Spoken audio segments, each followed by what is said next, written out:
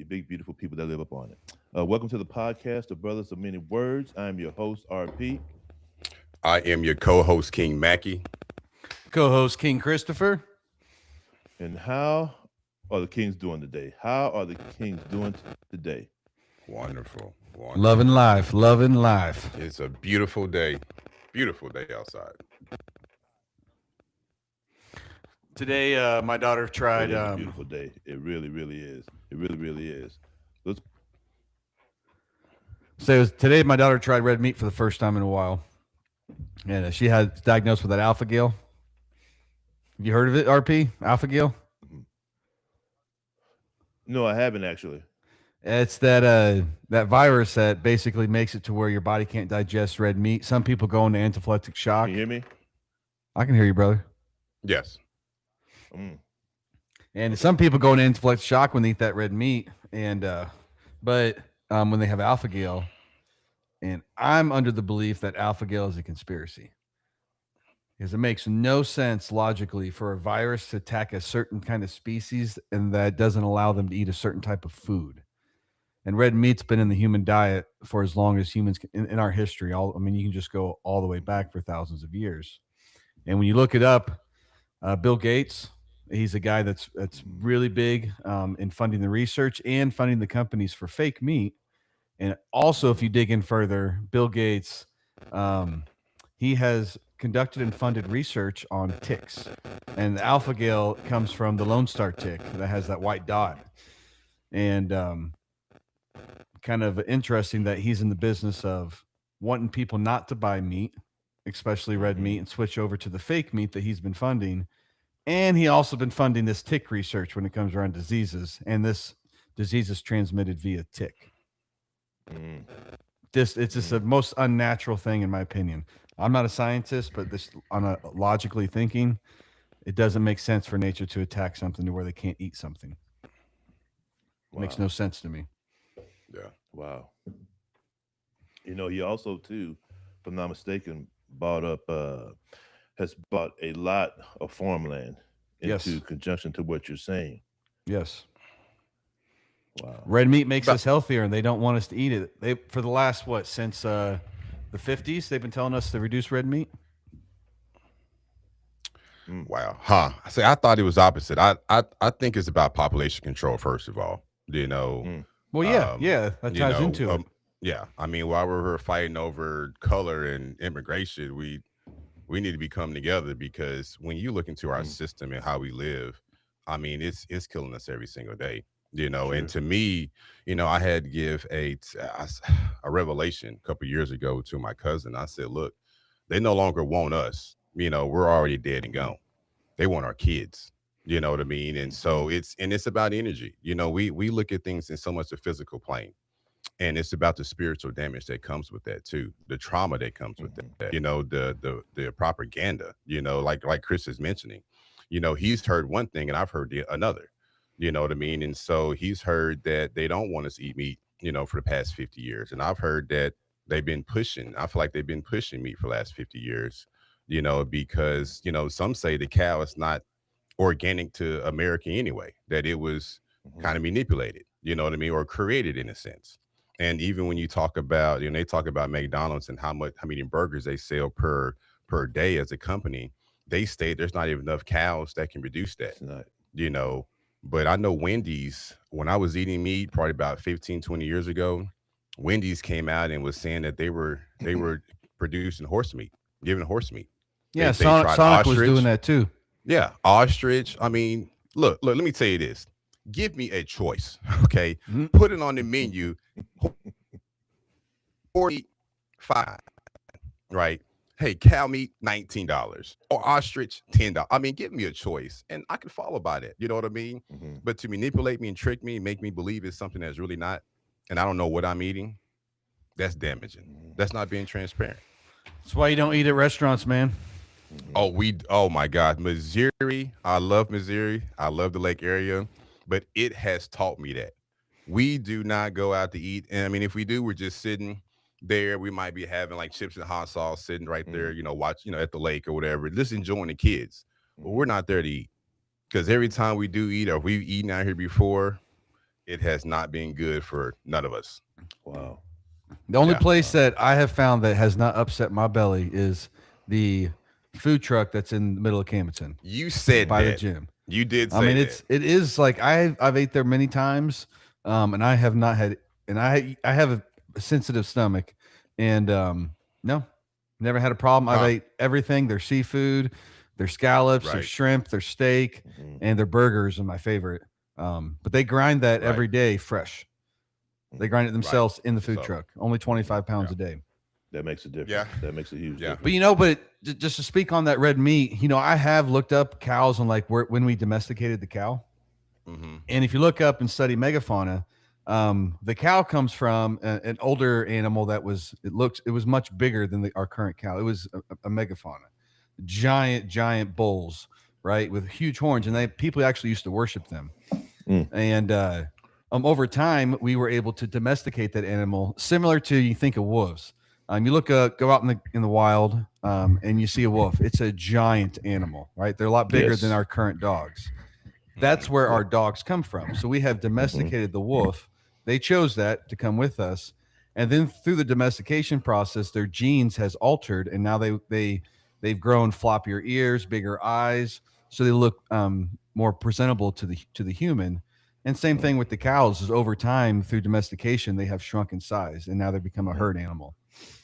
Mhm. Yeah. Yeah. I guess that's my point.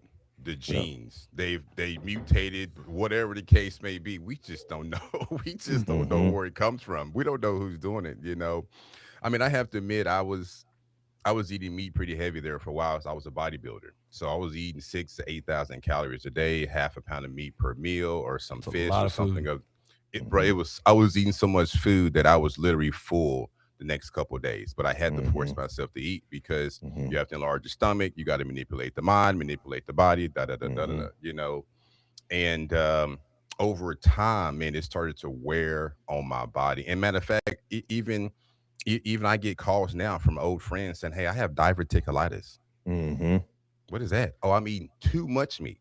Mm-hmm. To a point where it's causing holes in my intestines. And when I eat meats or eat peanuts, the food falls out of my intestines. It can kill you over time because the food spoils throughout the body. And so, again, like Chris mentioned, there was no such thing as this 20 years ago. That's right. You know what I mean? But again, through the manipulation of the food and the glues and the chemicals they put into it, it's just causing issues. And there's no long-term study on anything that they do. Even when they go back to the COVID virus, there's no long-term studies. They did world. They did a massive experiment on people. Absolutely. Massive experiment on people, and there's no long-term effects. And it's funny because there is now a new disease or illness dealing with COVID. Literally, it's like COVID something. Don't make me look it up, but it's some COVID BS because I know a couple of people who have been diagnosed by this. You know what I mean? Over the last couple of years or last year or so. And I'm just thinking, goodness, like we have to retract our thinking. You know what I mean? Because our body is everything, and our mind and our hearts. And if we constantly deny what's in front of us, man, it's you talking about going to glory. I mean, you're decaying here on earth. You know what I'm saying? So how could it be a glory for you if you're decaying? Yeah, I mean that when I hear what you said, like when you're a bodybuilder, you started having those problems. That was because in my opinion, I don't believe that was from the food you were eating. I think it was the amount. So you were doing something to the body that was unnatural. That's what bodybuilding is. I know I own a gym. I'm against bodybuilding. I like the act of bodybuilding, going to the gym and building the body up and training. But getting on the stage, trying to get so massive, where you have to eat so much food, where you feel like crap, like that's your body telling you that you're out of balance. And when you do eat too much, it don't matter what it is. You could be eating a lot of meat, a lot of plants, clean food. If it's an over consumption, you're going to have problems. Whenever you overconsume and you're out of balance. Yeah. Bodybuilding. I mean, look at the Cherokee Indians. The Comanche down in Texas. They lived off buffalo, purely buffalo. And they were vibrant. They were healthy. They were intelligent, very athletic. They really had no problems. And they lived purely off buffalo, red meat. They didn't eat anything else. Yeah. And see, I didn't, okay. So as far as bodybuilding itself, yeah, I think any sport long term is dangerous. Sure. You know what I mean? Bodybuilding, football, I mean anything, it just wears on the body regardless of what you do, Hmm. And then you're Chris is right when it comes to that the meal plan, there needs to be a balance. And I had a pretty good balance, for its Hmm. fiber and vegetables and my carbs and all that, micromanaging, my system, and I did this for years. You know what I Hmm. mean? And I think it's like even like I told my brother, he's IFBB pro bodybuilding. I told him, I said, get in and get out. Get in, do your thing, build a brand, and get out because it's not meant for long term Hmm. use. I mean, I That's literally right. started to lose my hair because of, and I believe, and again, when you start studying meat, I read a book called, I believe it's called Mad Cow. I have to look it up again, but it was by a gentleman who was a third generational farmer. He went on Oprah in 1989 and exposed the meat industry, talking about how they were feeding the cows, all these hormones and other cows, cannibalism, Skittles, chemicals, anything that you could do to inflate these cows and get more out of Hmm. them. And this was in 1989. Yeah. So he Hmm. goes on Oprah, and they both get sued by the meat industry. You know what I mean? And this is in West Texas, I believe. I know it's in Texas. I mean, that's still going And on, man. oh yeah, Yes. but just think about that though. What are we really feeding our kids? I mean, I seen a guy, YouTube started crying because he realized his cereal had all these dyes in it. You know what I mean? Like it's just and it's just, and I've told Robert when I've looked Hmm. into our society and food and air and water, bro, I cried for days, bro. When you have kids, because you don't know how to really protect them. Hmm. You know what I mean? There's so much that you and that we don't have control over. We don't have control over. And so there's just and just to watch the sweetness of something so innocent, have to go through these things due to the lack of knowledge of the parents, you know what I mean? Or the lack of control of what you're able to produce and grab in society. You know what I mean? People say that the West is the best. You know what I mean? And that's questionable in my eyes. Absolutely. That's very Absolutely. questionable.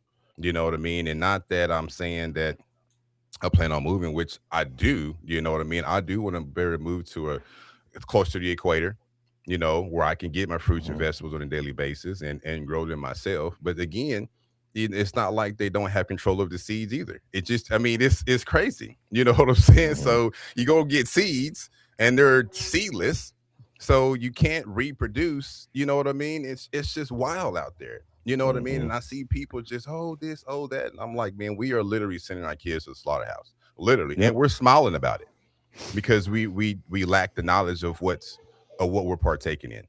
Yep. Uninformed. Uninformed. Yes. Great. Great conversation, Kings. We can got off. We can got off. We can went That's left, okay. right. That's okay. That needed to be heard. That needed to be Yes. heard. That's Yes. very good. That's very good. Hit us with that affirmation, King. All right. All right. So affirmations. This are affirmations for our podcast of Brother Meaning Words. It is we stand together as brothers, united as purpose and grounded in respect. We move with love, speak with clarity, and carry peace. No ego, no division, only growth. Each voice matters. Together, we build something greater. We are aligned. We are ready. Peace in our energy, power in our unity, and purpose in our message. It is done. It is It done. is done. All right. I'm gonna follow that up with a little bit of words of positivity right behind that. And so, success in life begins with mastering the fundamentals: truth, discipline, patience, humility, and purpose. A meaningful life is not built by chasing applause, but by becoming a person whose character remains steady in both failure and triumph. Philosophy teaches that what you control is your mind, your choices, and your response to the world. Guard those well, and success will follow as a natural result in inner order, faithful action, and a soul aligned with what matters most deeply in due time. And that is the words of inspiration for today. I say.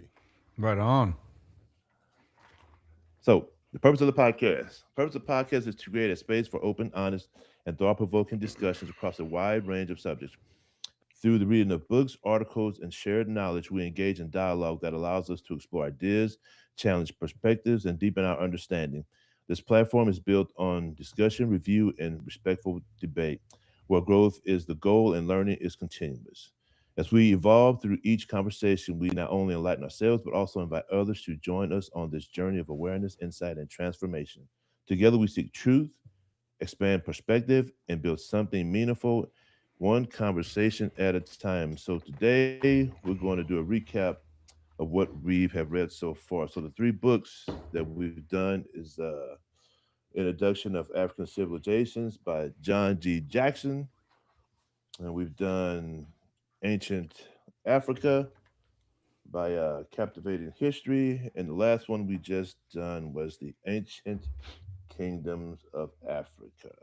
So Yes, today we're sir. just going to do a recap of those books as wide open discussions. Uh, what made anything we didn't get to discuss or we missed, or just a recap on all that stuff, because the information is vast and it's powerful and it's amazing. To be honest with you, Hmm. to be honest with you. Right on. I will have to confess, I misunderstood what I thought we were just recapping the book we were on. Oh, that's fine, King. Did Right I? on. Did I? Yeah, that's fine. Maybe I said it wrong. It's all good. Nah, I mean, Okay. I got all of our points and stuff for this book, but Hmm. we still talk about the other two books. Yes. Yes. Okay, so I did get I'll something I kick wanted to this open them thing up off. with. Go ahead. A reading from the book. Yeah, and so that's part of it too. You can read. It's whatever. Recap is reading from the book. Your thoughts. It's however you want to handle it, King. So I'll open up. This is on the very beginning of the book we're on right now, the Ancient Kingdoms of Africa. Out of Mhm. this whole book, this is the biggest thing that stuck out to me. There's a lot of good things, but was this didact text they put in at the beginning, Hmm. and it's really inspired me to look at some more Egyptian texts and read them because I really like it. I'm just going to read this because Egypt wrote a lot of their texts are in didact form, and this specific example comes from the 6th dynasty of the Old Kingdom. And it starts with, if you're a man who leads, who controls every beneficial deed, that your conduct may be blameless. Great is justice, lasting in effect, unchallenged since the time of Osiris. One punishes the transgressor of laws, through the greedy overlooks this, baseness may seize riches, yet crime never lands its wares. In the end, it is justice that lasts. And that's Lithium 2006 and 64. And then the corresponding didact text that goes along with that is cleanse yourself before your own eyes, lest another cleanse you. Hmm. Take a hardy wife, a son will be born you. It is for the son you build a house. When you make a place for yourself, make good your dwelling in the graveyard. Make worthy your station in the west, given that death humbles us, given that life exalts us. The house of death is for life. Yes. Yeah, I just seen. Yes, I know exactly where you're coming from on that. Yeah, yeah. That's what's And I up, love bro. it. And you know what? And I studied a lot in the Bible and other ancient texts, and that's very similar. I mean, no, it's not word for word verbatim. You got to have an open mind, but Mhm. that message in that last didact, it's very similar to a lot of other teachings, especially up in the Bible. Hmm. Mhm. Yeah, which again, we've already, even do church word. It, Which I'm everything getting pretty ready to much. get that. Yes, go ahead. Hey, go ahead. It's We'll in wait my till you get cart. done. Go ahead. Oh, the church word. Yeah. Yeah, I'm But I getting You ready don't to mean, get like that that book. book. church You ward don't has like it. mentioned. He has mentioned that every religion or spiritual practice comes from Egypt. I Yep. mean, and again, he believes that. I mean, he died on those bases. And I would say so too. I mean, he even goes back and again, what makes him important is that he could read the dialect, he could read the hieroglyphs, he studied Mhm. the symbolism. Mhm. You know what I mean? That others did not. They went to the basis off the hieroglyphs and had people decipher it, and then what they couldn't figure out, they just added. Even in the Bible. You know what I mean? And Mhm. so, Like when you know, Constantine made his trip down to Egypt, and he looked at those yes, hieroglyphs, yes, where he yeah. got I his mean, vision from. hmm I mean, it's several. I mean, even I'm a fan of Malcolm X. I read several of his books, and so when he was with Islam, Muslims, he believed in what he believed in. But when he went to Egypt, he came back and told a totally different story. Totally different story. And by him doing that, that's what caused his death, because he basically rebelled against the organization that had given him something until he learned something better, and yeah. And I feel like with all the new evidence that's coming out around Egypt, with everything the dates getting pushed back further and further and further, right? This is just me I'm thinking in the open is maybe, I mean, we read the textbooks we've been reading saying that the Sumerian and they were a little bit older than the Egypt civilization, right? I think that Mesopotamia and Sumeria, I think that they probably most likely based their civilization was based off a much older ancient Egypt, and Egypt was most likely one of the first civilizations on the planet. Absolutely. Maybe 40,000 years ago. Yeah. And if you go off how Church War presented in that book, you have the pygmies that came from down south who came north, and from north Egypt, when they got there, is where the foundation of Egypt began. And then you have the other, based on that, where the other civilizations come into play. Do you think that maybe the ancient Egypt, not talking about ancient Egypt that we talk about in history books, but further back, if Egypt was 40,000 years ago, maybe that was the Atlantean civilization and it wasn't really Egypt. Egypt's what we call it now. We don't know. It could be. It could be. Anything's a possibility when you talk about antiquity. We just don't have enough data to cement that. We are starting to find pyramids everywhere. Yes, all over the globe. They were all over the world. They were all over the world. Yeah. And when it comes to that, Egypt is claimed to be 300,000 years old. Even when you look into masonry, Church War speaks is about 600,000 years old. You know what I mean? And so it's a long lineage. And even before Egypt was called the ancient Egypt, it was just the Nile Valley. You know what I mean? When we read about Church War, the Pygmy people came from the Nile Valley. And the Nile Valley was significant because of the resources. You were growing, you had water coming through. It was seasonal, you think about the first almanac that was created, in Egypt, based upon the Nile Valley, So the thing about it is that, what I find important is that how the world itself negates Egypt, negates Nile Valley. And so even biblically, the Bible says, don't pay attention to Egypt. You know what I mean? Don't read about Egypt. You know what I mean? But you have to read about the foundation that you came from.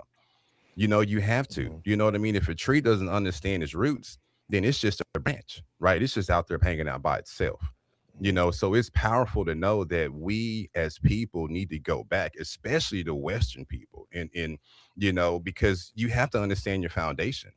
You know what I mean? When I look into the news and look at society and all the hate that's being put out to this day, it just doesn't make any sense. And you wonder why people are angry, because they're angry with themselves. They're angry with themselves because your root comes from Egypt. Society and scientists already say every person in this world came from Africa. As a matter of fact, there's even new science stating that up to 3,000 years ago, everybody in the society had dark skin and dark hair. Something changed over time. There's a new scientist in Italy. I just read his name a couple of days ago. Ferraro, Ferra, I believe, or I. But anyway, I'll get to the article. But yeah, he states that based upon the genetic structures and looking into DNA, he realized, and this is new evidence, that up to 3 to 8,000 years ago, everybody was dark complected. And then now we have people who reject that reasoning, even rejected people who are dark complected here. You know what I mean? And reject the fact that we can't come together when we were all one at one point in time, literally one. You know what I mean? Yeah. Did we fight? Did we argue? Did we have debates? Absolutely. Absolutely. That doesn't make anything better and make anything worse at the same time. But to hate yourself because you hate another people is ridiculous. It is. It's ridiculous. We're all color brown, man. Yeah, we are. Tad, too. That now, we just had the conversation with my daughter at the kitchen table last night. They were talking about like white and black and brown. And I had my daughter. I'm like, why don't you go get a piece of paper for me? We get a piece Right. of that piece of printing paper. Brought it over, Right. and I said, now put it up next to your arm. I said, what color's the paper? She's like, white. I said, what color's your arm? She's like, I don't know now. That's a great point. I was like, because you're That's a not white, great honey. point. And the same thing, Right. if you take a black piece of paper, hold it up next to a person that you call a black guy, they're not black. Right. They're dark brown. Yeah. That's what we all are. When we go out in the sunlight, my skin gets darker. Mm-hmm. When I was a trash man, when I was working out in the outside for every day for years, the back of my neck, it was almost black. Yeah. I didn't have a red neck. I had my neck was so dark that it was almost it would look like it was extremely dark brown. Chris, Now I'm not in the sunlight anymore because I sit in office. Chris is walking down the street and somebody said, "Hey, what's up, Mike?" Yeah. oh, my fault.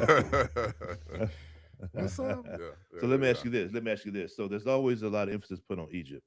Why is that? Because it wasn't the only powerful kingdom at that time, if you speak in terms of the Nile Valley. That was also the Kush kingdom.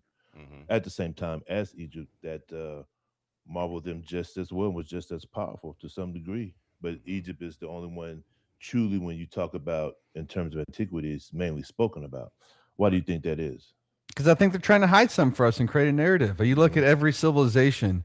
We look at Egypt in its peak for our history, and every single civilization that has went to Egypt has been astonished and just mind blown. Every Alexander, Constantine in Rome. I mean, and Egypt was actually active all the way up until I think the early 1500s. And that's not talked about either. No, Mhm. no, no, Mhm. no. And again, in order to manipulate a people, you gotta take them away from something. You gotta tear down everything that they have. You know what I mean? And then if the people don't do the research on what they know, or what they don't do the research, and they become part of the narrative themselves. You know what I mean? That's, again, like I said, it's so much power. I mean, look, let me tell you this: if the Nile Valley in ancient Egypt wasn't what it was, the world wouldn't be what it is to this day. It I agree with wouldn't. that. And I say the world itself, That's right. because I mean the Exodus provided a lot of information for a lot of different cultures throughout this Mhm. society. You know what I mean? And then when you think about what's the common, we think about Greek, we think about Roman, Mediterranean, but you just leave out Egypt. You think about Mhm. India. They have a vast, culture, old culture. You think about China the same way. You know what I mean? But in order, again, it's just part of the narrative, and Mhm. again, it makes me feel some type of way. I'm not Mhm. angry, but I'm disappointed, if you would say, right? Because how could you leave something so prominent out? You know what I mean? How could you? Like it just started with India, and all of a sudden that's just where it came from. I mean, you just totally negate everything. And that's why I have a lot of respect for Albert Churchward, because he stood outside of that.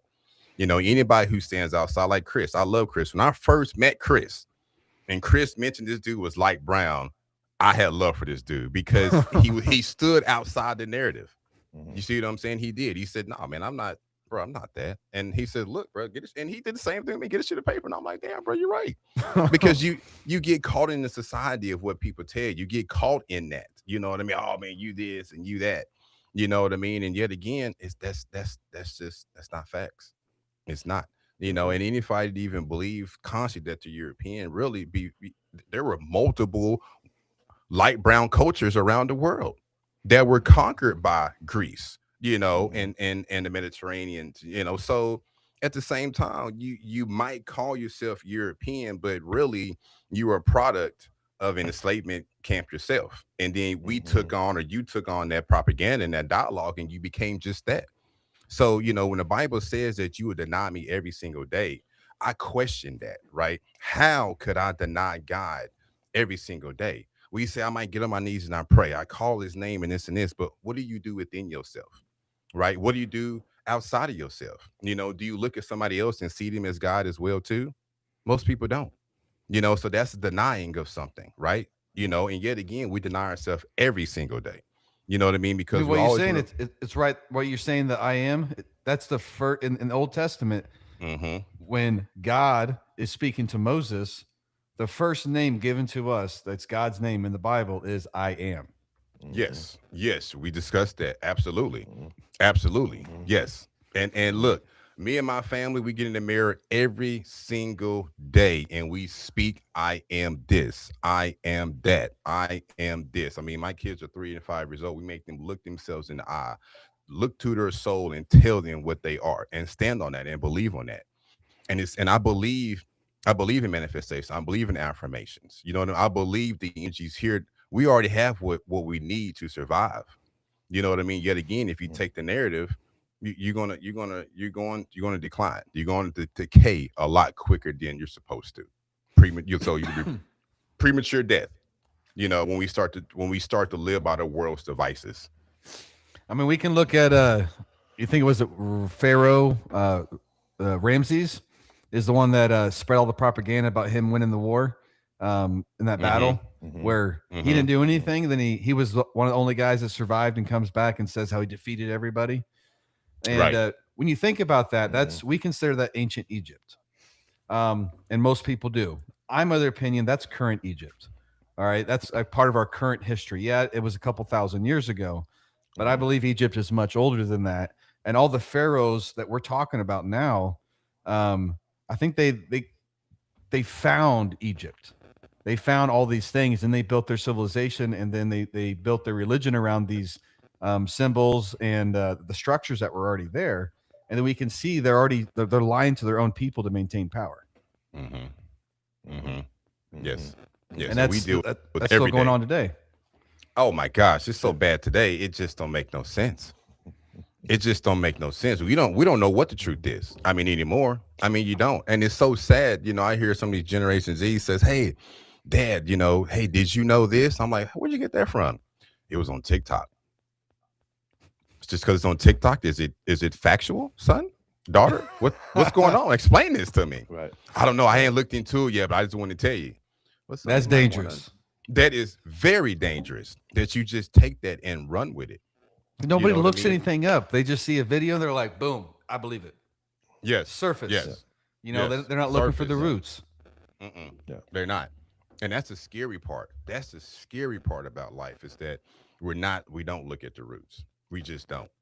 We don't. We don't look at the roots in our education system. We look at the roots in the words that we speak. It's so funny. I've seen people locally on Facebook and we're doing this immigration thing, and I want them out of here. They don't speak English. Man, do you not understand the English language is a bastard language of multiple languages? You want somebody to be educated in the system that is meant to break you. It makes no sense. It just makes no sense. The English, according to what am I? According to linguists, right? People who study language, they consider English as a bachelor language. It's multiple languages all in one language. So it's not even English language. It's French, it's Spanish. I mean, it's Siberian. I mean, there's so many different languages involved. So it's just ridiculous. Again, people don't take the time to stop and read the roots of things to better understand who they are. And that's what Egypt was big about. Know thyself. I have a hat I wear when I go to the gym. Know thyself. You know thyself, you never have to question yourself. Nobody have to ever question you because they'll know how you think. They'll know how you move. You know what I mean? But I'm a firm believer that 90% of the people in the society don't know themselves. Period. So they follow whatever's given to them. Yeah. Okay. Great You're right. conversation, Kings. You're right, man. Switch. Let's switch spotlight onto this book right here, Ancient Africa. Ancient Africa. So, um, what I got out of that, I love the way that it spoke of the evolution of each kingdom. How Right. it came to be and how it came to at its peak and how it, how they ended. And so, one thing too, when you speak of pharaohs and kingship, there were also female leaders as well. Hmm. Female leaders as well. In Kush Kingdom, he had Queen Amanarinius. In the Punt Kingdom, he had Queen Hatshepsut. No, Hatshepsut. I know And it. then you Yeah. had, yeah. And then at Axum, you had the famous Queen of Sheba. Queen of Sheba. So I also wish I'd have been around too, to see her. yeah. Oh, man. Yep. Let's say the Kingdom of Carthage. It produced the Mhm. famous general Hannibal Barca. Yeah. He fought brilliantly for Carthage in both the first Punic War in 264 241 BCE, and also in the second one, 218 to 210. However, against the Romans. In the third one, the third Punic War, the Romans absolutely erased Carthage from the map, destroyed that kingdom. And so in the Mali kingdom, you have the powerful story of Sandiata Kita, who was the founder of the Mali Empire. He has an epic called the Sandiita epic, a powerful story that has lots of influence and religious aspects to it when it comes to African religion and philosophy. And then you have from the key of the clan, Mansa Musa. Mansa Musa. Mansa Musa. From 1312, 1337 BCE, considered to be the richest person alive. His pilgrim to Mecca is epic. Hold on. Now you hold brought on. up. Go ahead. Did you say it was Elon Musk? Did you say Elon Musk? No, that's Elon Musk. I thought you said Elon Musk. My fault. He is right now. Elon Musk is right now. One of the rich. Oh, Yeah. okay. Yeah. Oh, okay. Well, I know, but when you hear it, you hear that he's the richest of all time. You know what I Right. mean? I've heard that. So Right. I just He want got to George. put that out there. He got Bezos beat. He got the Amazon guy beat. I think when Amazon guy got divorced, I think that brought him Right. down a little Yeah. bit. Yeah, Right. I think that did. Right. Choose your women wisely. Hey, I'm telling you. So you brought up Carthage. That's something I wanted to mention. Carthage is that's out of that book. That was the most fascinating thing for me. Was I didn't know how powerful Carthage was. Like that was a force, and while Rome was at its peak military power, Carthage was able to challenge Rome, and Rome actually was scared of losing. And that's not ever talked about at all. That's right. That's right. Well, you know, Hannibal, he was the one who put that fear in them. Yeah. He was quite successful, had as we said, the oligarchs back in Carthage had they sent him the troops that he needed, because he was kicking tail. Right. He was kicking tail, and he had Rome scared.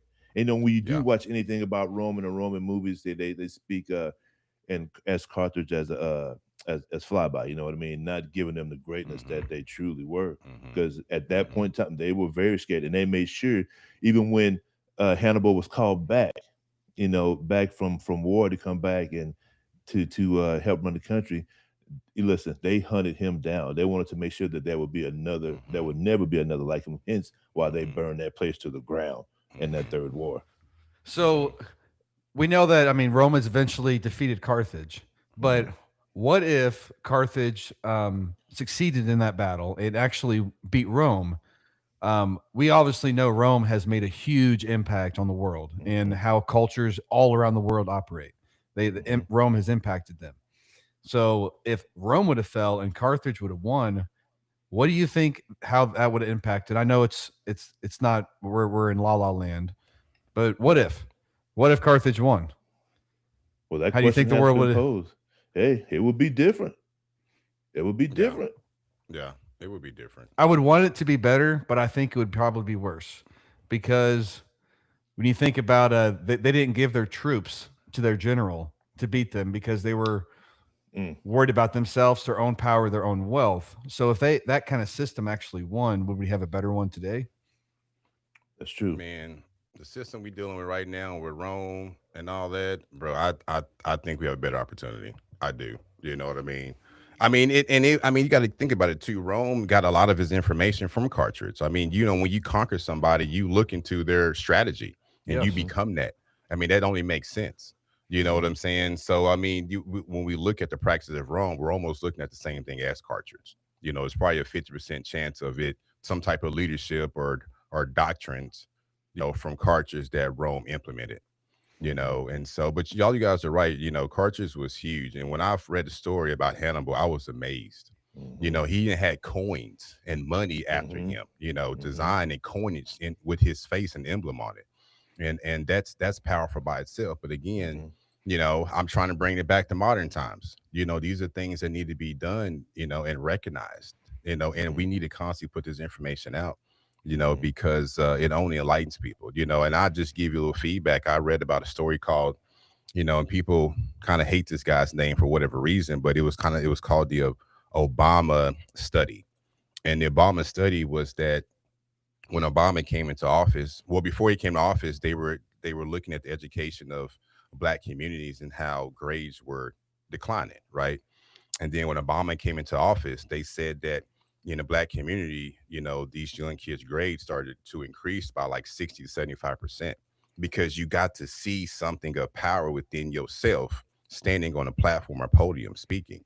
You know what I mean? So we in this country cause a lot of our own problems because of the oppression of many people, not just one, but it's of many people. If you're homeless, you're oppressed. If you're living in a poor class, you're oppressed. You live in middle ages, I mean, in the middle class, which is being eliminated, you're oppressed.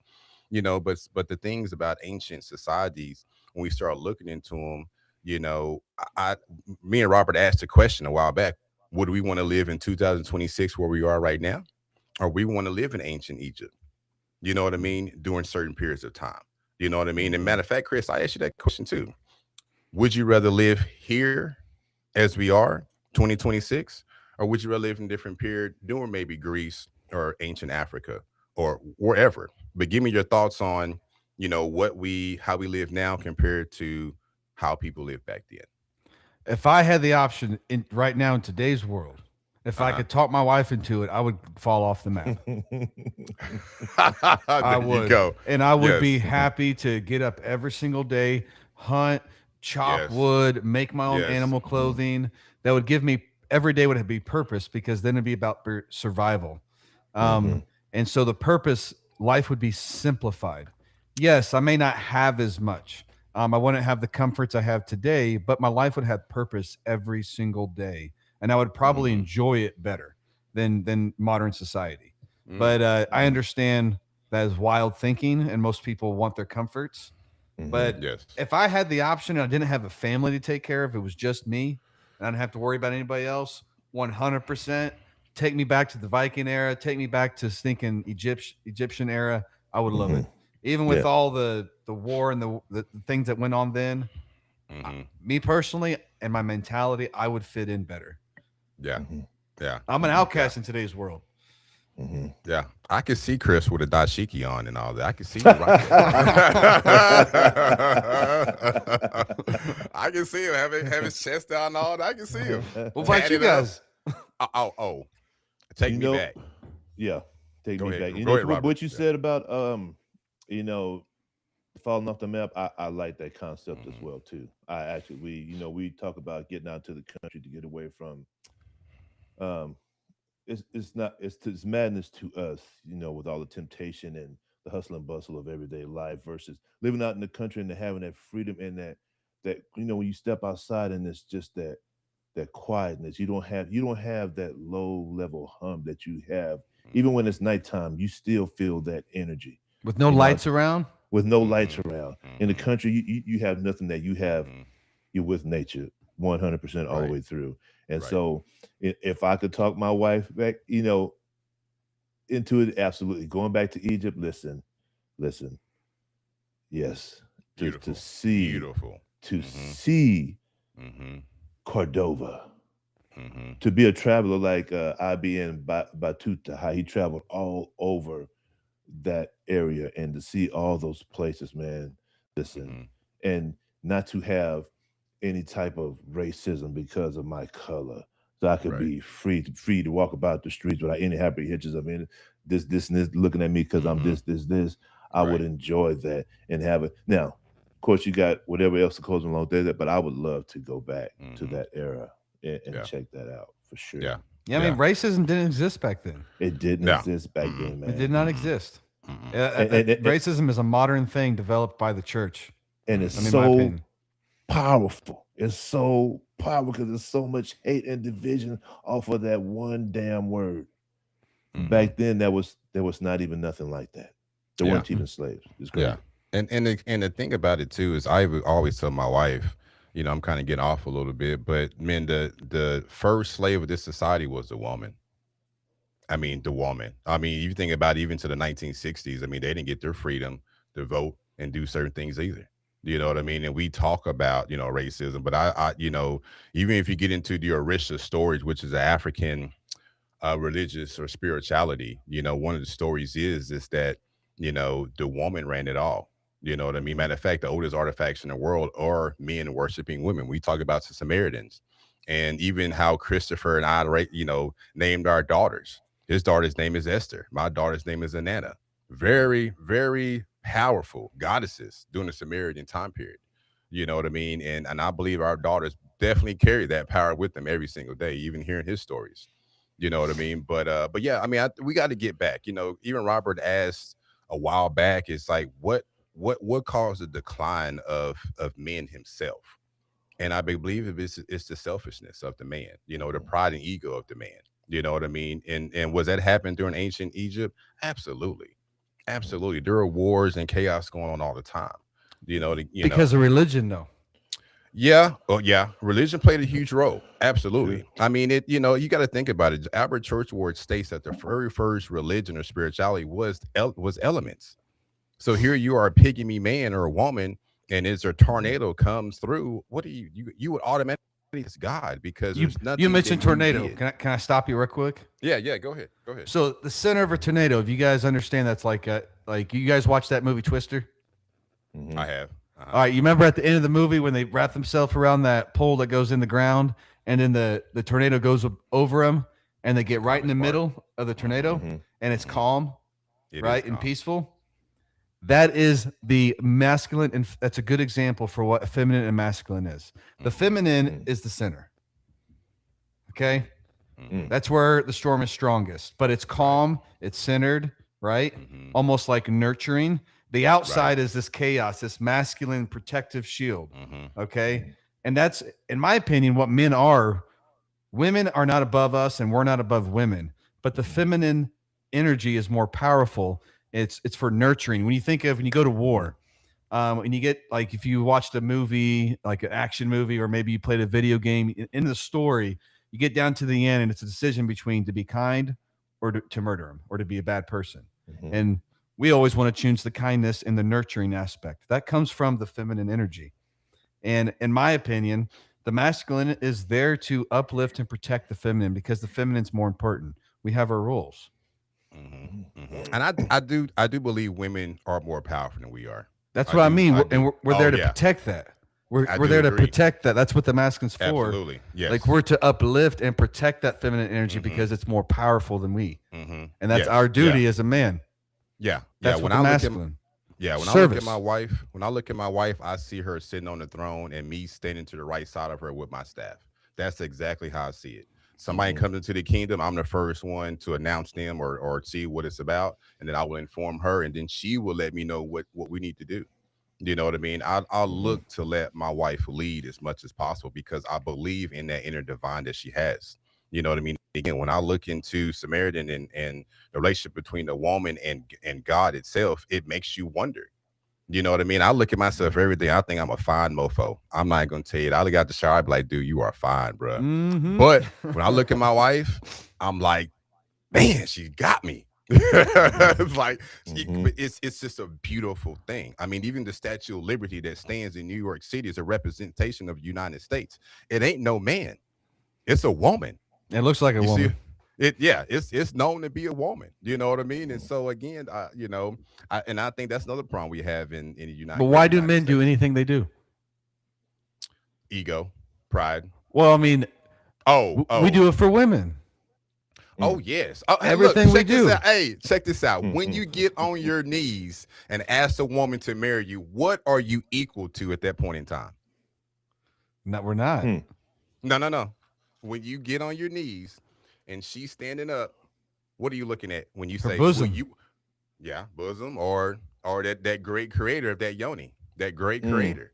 You see what I'm saying? That great, and I think that's what the church did. The church made Mm. people afraid of sexuality. Even during the Salem witch trials. If you were promiscuous, meaning if a woman wanted to have sex and was a little bit more aggressive with her man, he was just proclaiming she's promiscuous and have her burned at the stake. You know what I mean? Because she's trying to do too much. But that's her feminine energy. And that's why I said that's what's been taken too, because I feel like that has really thrown men off. When you throw a woman off, your mom is thrown off, right? It's going to throw you off as a boy to a man. You know what I mean? The things that you go through because you came from this person. Every man has come from this person. So it's funny how men have ego and pride because they need that to stand on something. But yet again, the woman stands taller. You know what I mean? But again, I think that's something else through Constantine, through the Bible, through religion. We have knocked the woman off. We have knocked certain people and cultures off, and we're out of line. We're not aligned anymore with what God really is. We might have the word of God, but it's like being a mason. You might understand what a mason is, but if you don't have the foundations, you really don't know what a mason is. You Yep. might, you get on YouTube and you see certain signals and this and this and this, but you have to know how to apply those things, right? So we might have secrets of the world, but yet again, we don't know how to apply them. You know what I mean? And so I think that's necessary for what we believe in. The conscious mind through that knowledge is what's going to bring us more aligned into the true nature of God, which again is woman, in my point of Yeah. view. Right on. And Chris's point of view. I love Chris's point of view. Yeah. Yeah, my point of view as well. Right. We're gonna move. That's a great conversation, Ken. We're gonna get on to the very last book that we read, the Ancient Kingdoms of Africa. There. Right on. Okay, so what I found interesting in this book is how it showed how resources, trade networks, agriculture, religions, and spiritual continuity, divine kingship, climatic change, to name a few, all played a part in the success and the governance of these kingdoms. It showed how if or one or more of these important components began to decline, how it created internal strife, decohesion, and unrest, which eventually led to the slow decline of the kingdom. And then you add the external aspect of that, where you have wars and invasion that sped up that fall very rapidly. And so the Egyptian kingdom lasted over 3,000 years. If you're unaware, you would think that it was just Egypt was always ruled by Egyptians. However, that is not the case. They had several different entities come in, like the Hyksos, the Libyans, the Cushites, the Ptolemies. They all played a significant role in Egypt's long history. It wasn't just all Egyptians, but 3,000 years. Look, 3,000 years of one kingdom. I don't think there's been anyone any longer. That is beyond crazy that they lasted that long. So let me ask you this. I got two questions. From what I just described, that same process of how a kingdom falls, can that be applied in modern times to a country today? Oh yeah, 100%. Oh yeah, yeah. I mean, it's already currently happening. That's right. really happening. Yeah. I mean, when we had our borders wide open and all the people coming in, I'm not against immigrants, Right. but when you have if you have a country has to have borders. Where you don't have a country, and you have to be able to protect those borders, and you have to be able to protect it from people that are not good people. People are trying to cross to do bad things, and like the Hyksos people. I mean, that the Hyksos was one of my favorite parts. Besides the didactic text in this book, when the Hyksos came in, I mean, they reshaped Egypt. Egypt wouldn't be what it is without the Hyksos. They came in, gave them the new technology, and they didn't wipe them out. They integrated into their society. Mm-hmm. And that was a good thing. That's why Egypt is still around, is because they did not take over the society. They kept it. They wanted to be a part of it. The Hyksos just kind of, I think, were just jealous. They wanted to be a part of Egypt, and they weren't. Yeah. Yeah. So they forced themselves in. Yeah. Yeah. Didn't they take on a Egyptian deity? Wasn't it Set that they took upon? Yes. Was that? Yes. I believe Yeah. so. Mhm. Yeah. So I'm with you on that. I definitely believe there's a sense of jealousy there. You know what I mean? So, and then if you contribute that into your religion, that only draws more Egyptians in, But that's just like Alexander the Greek, when he died and gave Egypt to his general. His general wanted monuments and sculptures created just like the Egyptians god, and he wanted to be worshipped like the Egyptian gods. You know what I mean? And then they refused. And then that's what caused other issues throughout the kingdom itself, So let me ask you this. Are there any kingdoms in modern times? To what, when you speak of kingdoms back then, those were of magnificence. Do you think there are kingdoms in modern times today? Yes. Yes. I mean, America is a kingdom. Russia There are is a 43. kingdom. China is 43 a of them. kingdom. It ain't supposed to be. It ain't supposed to be, I mean, we're more of an empire, Yeah. which I mean Very is a good. kingdom, but I we mean, gonna yeah, get America in is trouble. definitely an Look, empire now. You're gonna get us in trouble with these no king protests out here now. So I'm gonna get into this one right here. I'm gonna get into this one right here. Introduction to African civilizations. I'm gonna read some of these paragraphs. It says, and this is going to go to what you gentlemen were discussing earlier about the narrative and whatnot. And I thought this resonated really well with me. I think John Jackson did a this book is pretty good. This book is really good. And so it's on page 3 here, right off the bat. Um, so just bear with me. Uh, most of the history books in the last 500 years have been written to glorify Europeans at the expense of other peoples.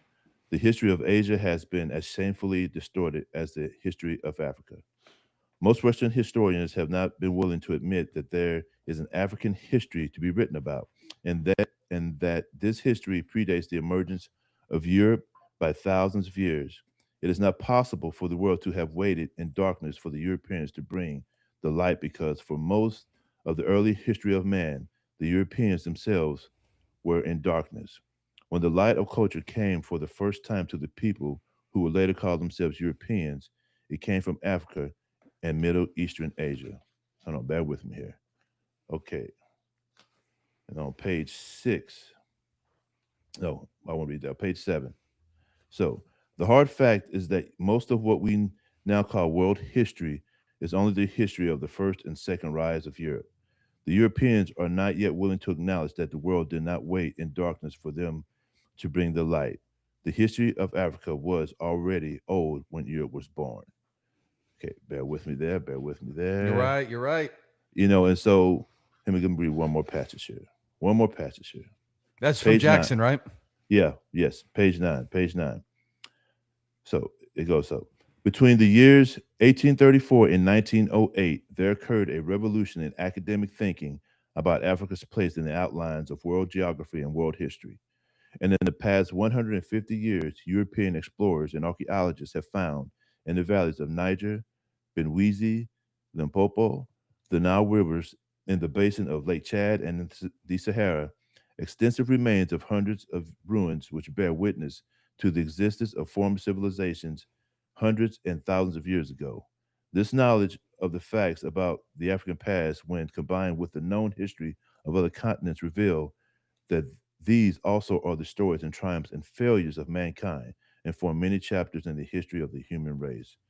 Uh, to everything that you were talking about, Europe, the narrative is always that the Europeans created everything, like they just popped out of nowhere, and then there was.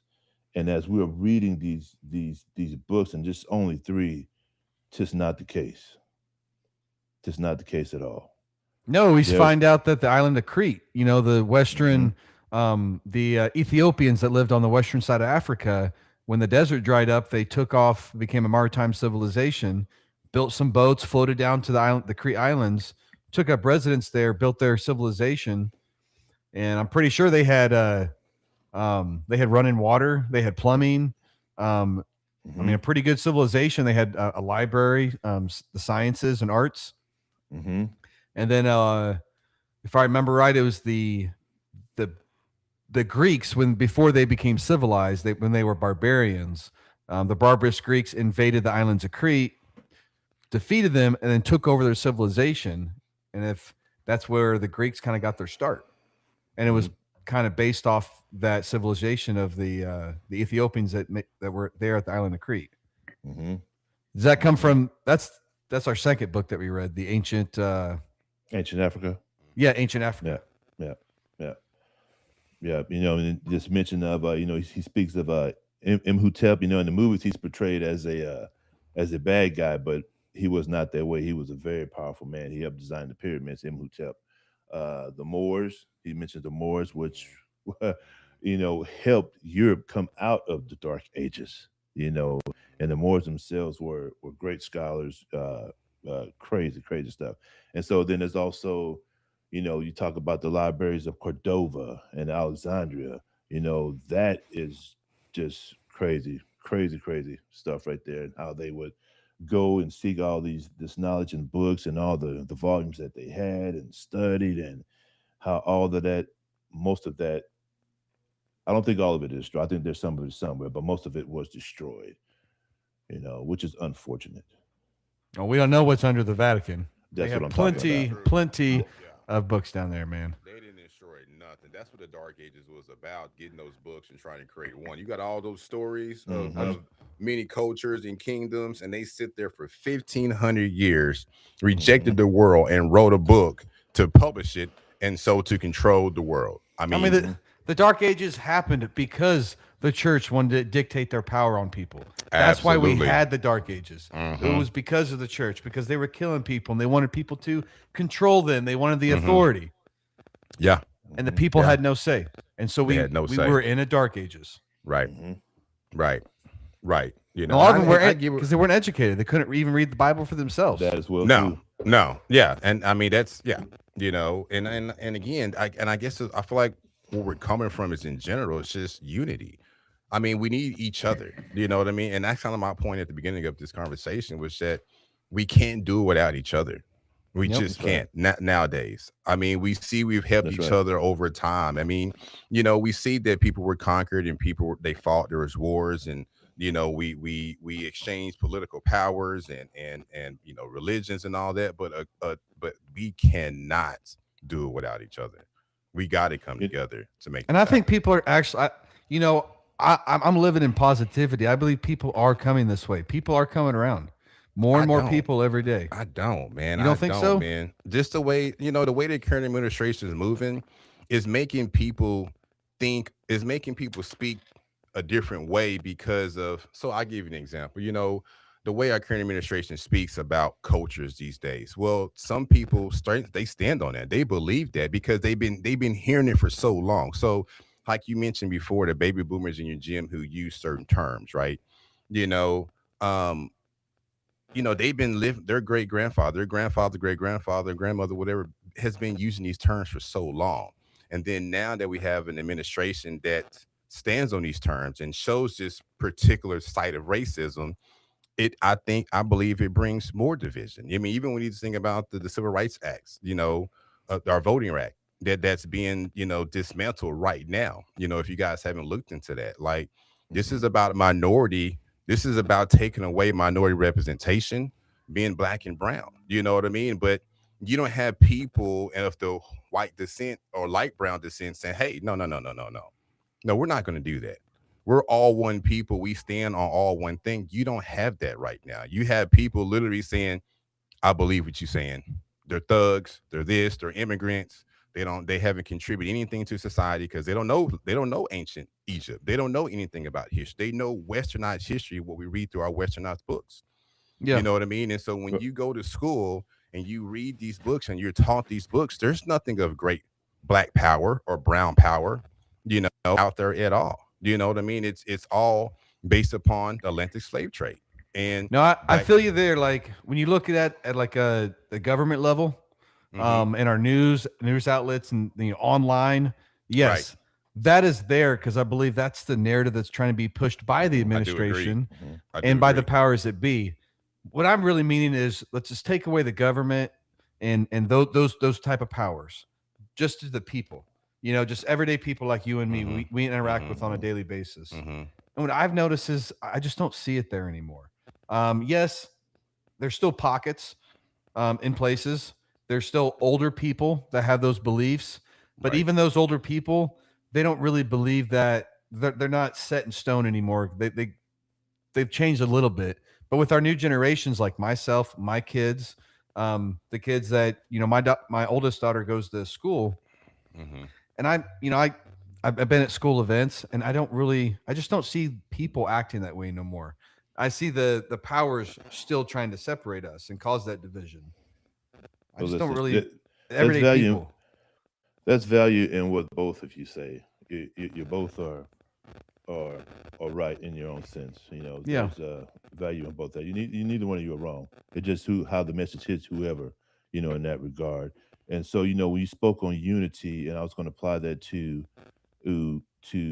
Egypt, and how they were able to last for 3,000 years, because when they were invaded by these other countries, hmm they hmm adopted the Egyptian, to what you had mentioned. They didn't oppose the Egyptian people and try to force enforce their religion and practices on them. No, they adopted their religion in order to solidify it, to make them accept it. So that unity help that.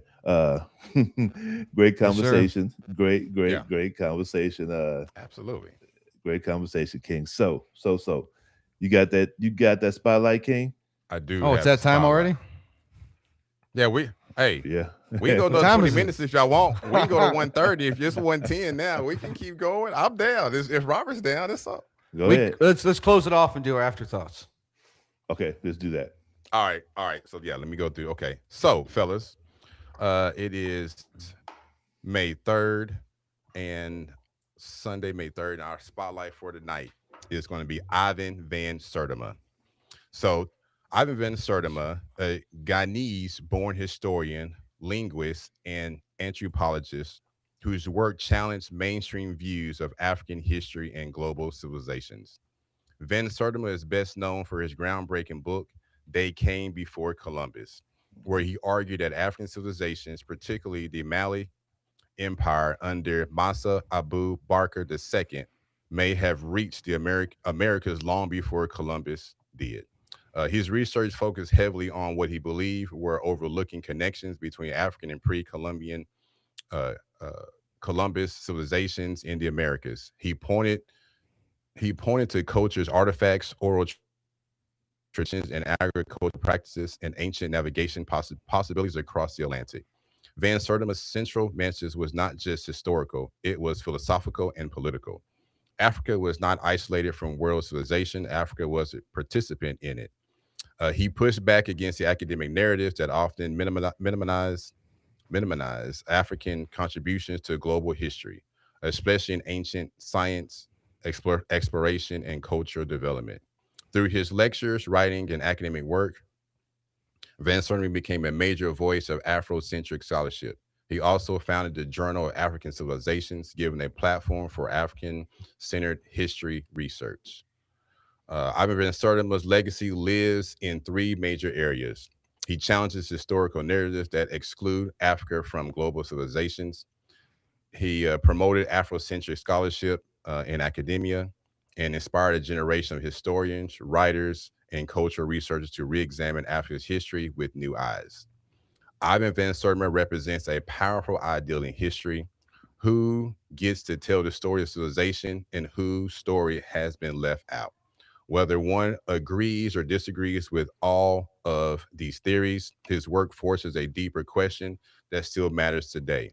How much of world history is still waiting to be fully told? Our spotlight for today was Dr. Ivan Van Sertima. Thank you, Yeah, brothers. yeah, it was very good. You Hold know, on. he when you mentioned that he wrote about Africans coming to North America before Columbus, Mhm, wasn't that was mentioned in the Ancient Africa book we read, book number mhm, 2. mhm. And I can't remember what general or who was in charge of sending those. I think 20,000 ships they sent, and only one was came back. Yeah, Mansa Musa. Mansa Musa, because he was so Hold on one rich, second. Mhm. and he said, Yep. "Is that what he's talking about?" Yes, yes. 'Cause he was Ivan Van big on. Sertima. Yes, he was. Yes, This book Yeah. right here. he was big on the Mali Empire. That's what he used Yeah. to state Yeah. that they came to Americas before, or Turtle Island, as some would call it. Gotcha. So next week, this will be our new book, African African Glory. Glory, the story of We'll the be- vanished Negro civilizations. Yeah, we'll Right be starting on. this book next week. It's a beautiful podcast, gentlemen. For those who are listening and those who wish to follow us, please on Instagram. No, we are coming to Instagram, Facebook. We're coming to Facebook too. YouTube, Apple Podcast, Deezer, Riverside. Check us out there. If listen to the videos. If you can't do that, you're riding down the road. Hmm. Pop on that Apple Podcast, whatever the case may be. Put it on them big speakers. Listen to these beautiful voices bring this knowledge to you front and center. It's been Yes, beautiful, sir. gentlemen. Yes, It has. King. You want me to close walk it? us, Yes, sir. walk us out. Walk us out. All right, man. So we're going to end with our 3 pillars of success: faith, dedication, and discipline. Faith, trust in your own power. Believe Mhm. deeply in your purpose. Build Yes. unshakable confidence through action, which is what we're doing right now. And dedication. Show up when no one's watching. Stand firm in your commitment to grow. Put in the reps mentally, physically, and daily. Yes. And when you got those, you get the last pillar. You get to hold that up, that heavy stone of discipline. Forge your character through consistency. Set your code. Follow it without compromise. Control your impulses and command your results. Yes, sir. Love you Yes, sir. guys. Love you Love you too.